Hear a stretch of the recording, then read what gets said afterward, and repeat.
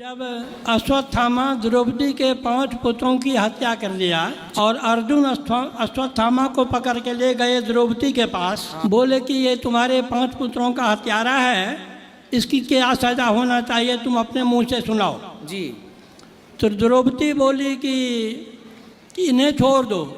भगवान खुद बोलते हैं ब्रह्म बंधुर न हंतव्य आतताई बधारहन। बिल्कुल ब्राह्मण अवध्य होते हैं। बिल्कुल। तो अश्वत्थामा के लिए अवध्य बोले, द्रोणाचार्य के लिए अवध्य क्यों नहीं बोले? देखिए ऐसा है, द्रोणाचार्य जी ने गलतियां की।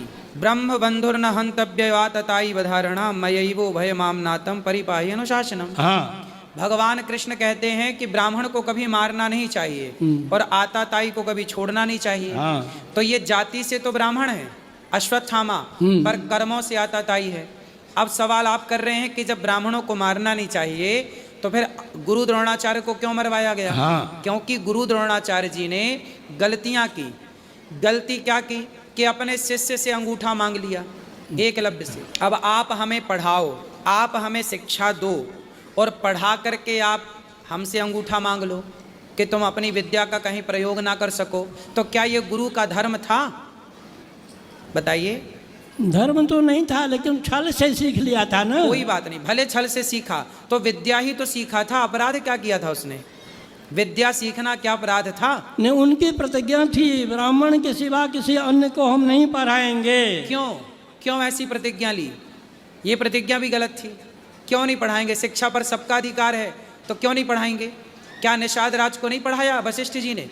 क्या परशुराम जी ने कर्ण को नहीं पढ़ाया? फिर क्यों आप ऐसी प्रतिज्ञा उल्टी सीधी लेंगे? और जब आप पितामह, जब गुरु द्रोणाचार्य गुरु होकर के आपने एक शिष्य का अंगूठा काटा, अंगूठा कटवाया, तो फिर आपका गला तो कटेगा, क्योंकि आपने जो किया है वो भरपाई तो को ना काहू को सुख दुख कर दाता, निज कृत कर्म भोग सब भ्राता। ये सब कर्मों का दंड है। गुरु द्रोणाचार्य ने जो कर्म किए, भरी सभा में द्रौपदी की जब साड़ी उतर रही थी तो वहाँ गुरु द्रोणाचार्य भी तो बैठे थे। क्यों नहीं सिर काट दिया दुशासन का? क्यों नहीं तलवार उठाई? आप तो विद्वान भी थे, आप तो योग्य भी थे, आपके बाणों का तो कोई मुकाबला भी नहीं कर सकता था। तो क्यों नहीं, आप गुरु थे तो क्यों नहीं अपनी चेली का तुमने रक्षा किया?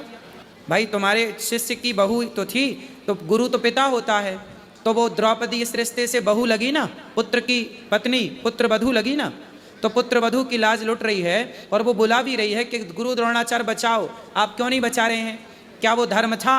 तो अधर्म किया था, तो अधर्मी को अधर्म से मारना ही धर्म है। यही कृष्ण की नीति है।